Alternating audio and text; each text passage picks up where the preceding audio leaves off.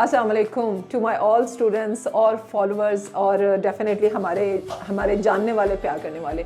एक और सैलून, एक और ट्रेनिंग सेशन, और ये ट्रेनिंग सेशन आप सबको पता है कि हमें कितना ज़रूरी है। उसकी तो हम डिटेल आपको साथ साथ बताएंगे कि आज हम यहाँ के स्टाफ को क्या ट्रेन कर रहे हैं। लेकिन ये है कि इसके साथ साथ इस सैलून का हमारा जो ओनर्स हैं, इस सैलून बिल्ड कैसे हुआ, उसके पीछे कहानी क्या है, वो कहाँ से क्वालिफाइड हैं, उनमें कितनी कैपेबिलिटीज़ हैं कि वो हमारी जो है इस सेशन को लेकर चल रही हैं। सो इस सब को हम आपको एक्सप्लेन करेंगे। सो जिस सैलून में आज हम मौजूद है that is in Gulberg, Lahore, और वेल नोन शेड्स के नाम से है। शेड्स के सैलून की जो ओनर हैं मिस जरका, वो शी इज़ यूके क्वालिफाइड। उन्होंने मुझे इस सारे सेशन से पहले उन्होंने जो हमें अपना थोड़ा सा इंट्रोडक्शन दिया, दैट वाज वेरी इंटरेस्टिंग कि वो यूके में किस तरह बालों को करती रहीं, क्या उनकी ट्रेनिंग्स हैं, क्या उनकी जो है एबिलिटीज़ हैं, और कैसे उन्होंने इस सैलून को स्टार्ट किया and now how is running it. हमारा जो सेशन है सैलून स्टोर के साथ, ट्रेनिंग सेशन जो है इस स्टाफ का, that is a typically a treatment.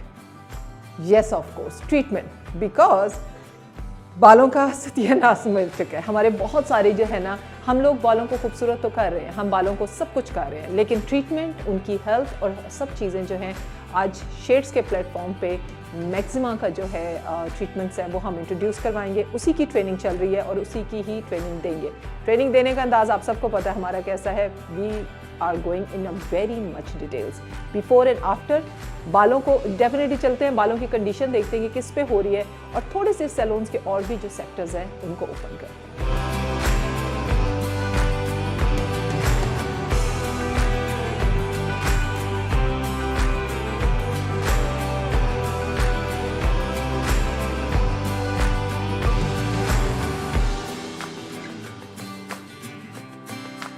Okay ji, so platform हमारे पास शेड्स का ट्रेनिंग सेशन, हम लोगों की मैक्सिमा के प्रोडक्ट्स की बिफोर का hair, the hair condition is आपके सामने है।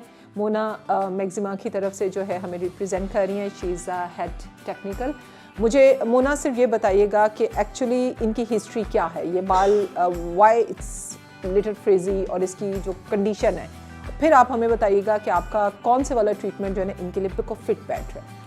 बेसिकली इनका जो हेयर है, देखें बिटरनेस आ जाती है एक्सेस यूज़ ऑफ मटेरियल से, यूवी रेज़ की वजह से भी अफेक्ट होता है हेयर। जो बिटरनेस आ जाती है, फ्रीज आ जाता है, उसको कंट्रोल करने के लिए हम यूज़ करते हैं हमारी life therapy. Basically life therapy जो है ये कोलेजन है, एक हमारे फ्रीज को कंट्रोल करता है, हेयर को डैमेज को रिपेयर करता है। जो वेंटिलेटर पे या पोरेस्टी हेयर्स होते हैं उनको क्लियर करने के लिए होता है। अच्छा मोना, एक चीज़ मैं और एक्सप्लेन करना चाह रही हूँ because the camera is on. UV light, अब आजकल जो साइंटिस्ट कह रहे हैं, जो हेयर के साइंटिस्ट हैं, वो ये कह रहे हैं कि यूवी लाइट्स एक तो बाहर थी, अब हमारे घरों के अंदर इसलिए हैं because the bulbs are all UV. उसकी वजह से हम बाहर और अंदर, हम दोनों ही जगहों पे जो है ना हमारे बाल हिट हो रहे हैं बिकॉज ऑफ द यूवी, जो आपने मुझे कहा। तो वो हमारी अपनी लाइट्स भी वही यूवी प्रोड्यूस करवा रही है इन सम परसेंटेज, जो कि बाहर सूरज में एक्सप्लोर होता है हमारे साथ। सो ये हो गया। अच्छा, और फ्रिज डेफिनेटली एक कॉमन इशू है आपका और हमारा, आजकल हमारा सबका, मतलब डेकोरेट करके हम हैं तो सही बाल, लेकिन फ्रिज का इशू सबका है। सो ये ट्रीटमेंट क्या हम ये कह सकते हैं कि ये फ्रिज को, because it's a repairing treatment, और कोलेजन के साथ आपने बताया इसमें इम्यूनो एसिड भी डेफिनेटली होगा बिकॉज इट्स अ कोलेजन के साथ उसका बड़ा खूबसूरत एक कॉम्बिनेशन होता है। तो क्या आप कह सकती हैं कि ये कितने दिनों के लिए फ्रिज को 100% कंट्रोल करेगा? कि अगर बाल बहुत ज़्यादा हेयर आपके डैमेज हैं तो ये 15 डेज़ के लिए प्रोटेक्ट करेगा। 15 डेज़ के बाद अच्छा, डैमेज का आप थोड़ा सा हमें एक्सप्लेन करोगे कि what is exactly the damage? हमें किस पॉइंट पे पता चल जाता है कि बाल अब ड्राई नहीं है, मीन्स के ब्रिसल नहीं है, केमिकली ट्रीटेड नहीं है, अब ये डैमेज में आ गया है? जी बिल्कुल सही कहा आपने। इसके लिए हम इनका स्टैंड टेस्ट करते हैं। जब हम स्टैंड टेस्ट करेंगे, इनका नीचे से एक थोड़ा सा स्टैंड लेंगे और ऊपर से लेंगे, फिर हम इनकी पोरेस्टी चेक करेंगे हेयर्स की। इसको पानी में 1 मिनट के लिए डिप करेंगे, फिर देखेंगे कि बाल हमारा कहाँ से कहाँ तक डैमेज है। ठीक है, इसकी इलास्टिसिटी ऑन होगी तो देन हम चेक कर सकते हैं कि इनका कहाँ से है। ये देखें जी, अब मैंने फ्रंट से इनका एक लिया है क्योंकि ये एरिया ज़्यादा इनका ट्रीटेड लग रहा है, और एक हम यहाँ से लेंगे। ठीक है, इन दोनों को हम 1 मिनट के लिए डिप करेंगे, देन हम इनकी हेयर को चेक करेंगे। एंड से कितना 2 इंचेस डिप हो जाएगा?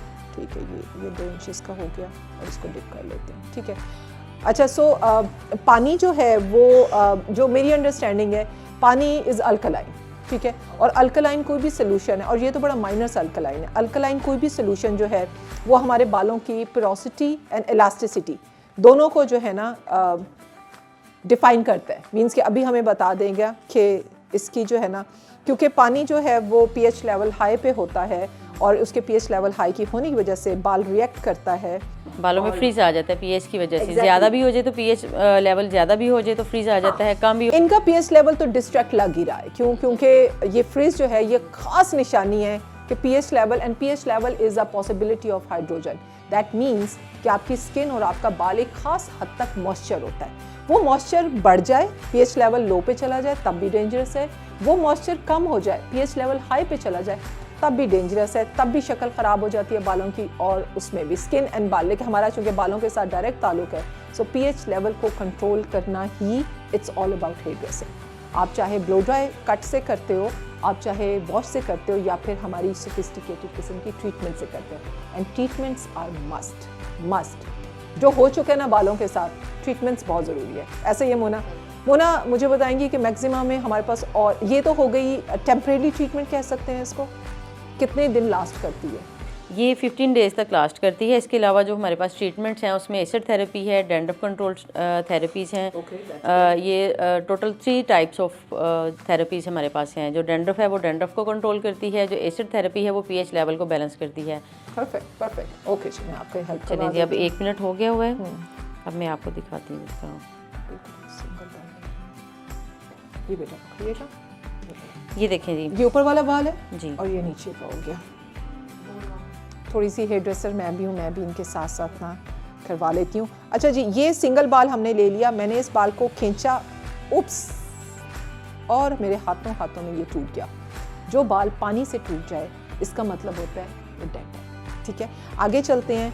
इसको मैंने खींचा, टूटा नहीं, कुछ टूटा नहीं, वापस आया है तो उसने अपनी शक्ल चेंज कर दिया। दैट मीन्स कि ये वाला बाल कुछ 75% डेड है, 25% इसमें ज़िंदगी है, और जहाँ से ज़िंदगी स्टार्ट हो रही है वहाँ से आपका ट्रीटमेंट काम करना स्टार्ट करेगा। और जब ऊपर जाते हैं, और अभी ये नीचे का बाल है, ठीक कह रही हूँ ना मोना, ये नीचे का बाल है, अभी उन्होंने ऊपर का दिखाना है आप लोगों को।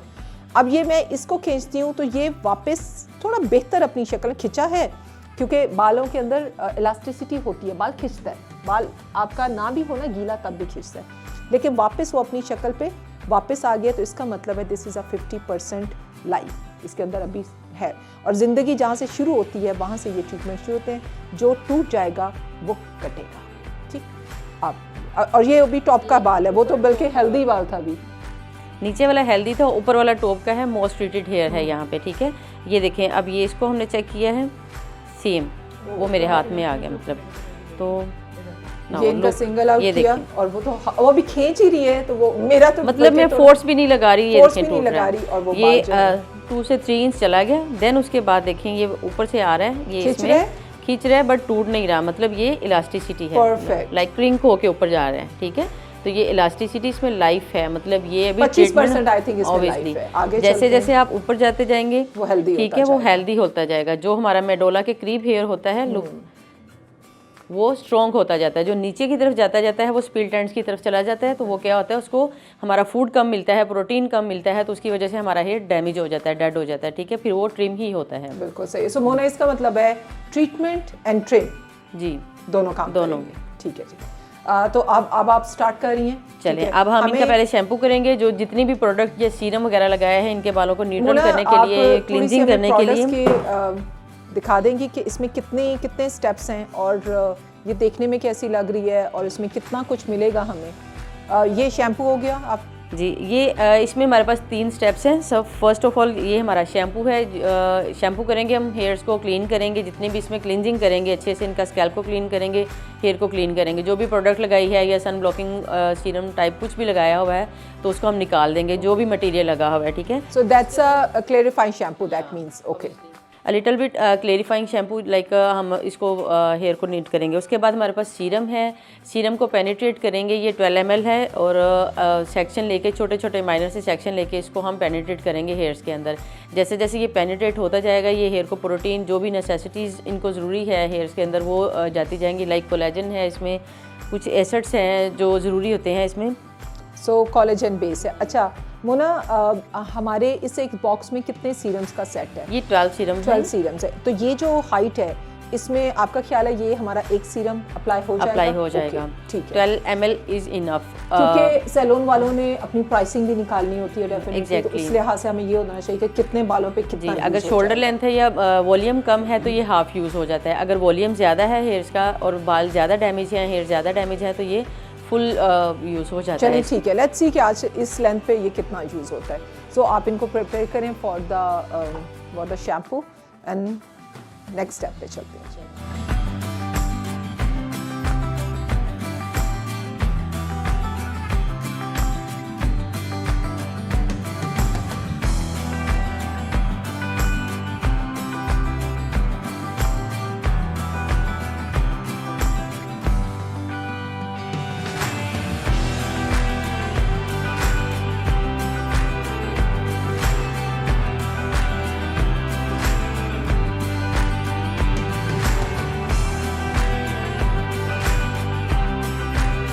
ओके जी, treatment is going to end. हमारा थर्ड स्टेप जो मास्किंग थी, हमने मास्क लगाया एंड डेफिनेटली ये कंडीशनिंग मास्क भी होते हैं, ये एनर्जेटिक या प्रोटीन मास्क भी होते हैं। कंडीशनिंग मास्क होते हैं जो आपके क्यूटिकल्स को सील करना स्टार्ट करते हैं। जो जितना भी हमारे इम्यूनो एसिड्स के सीरम्स थे वो आपके बालों के क्यूटिकल्स में डेफिनेटली डिपॉजिट होते हैं।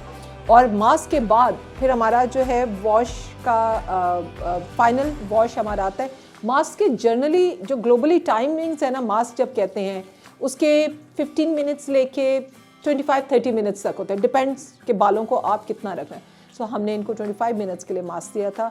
एंड रिंस का मतलब है खाली पानी, कोई शैम्पू यूज़ नहीं होगा। जो कुछ लगा है उसको हमने यहीं पे उतार देना है।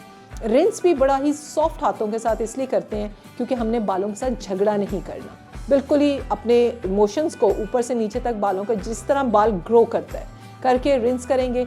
और डेफिनेटली रिंस करते टाइम ही ना उनके बालों की शाइन ने बता दिया है कि क्यूटिकल क्लोज है।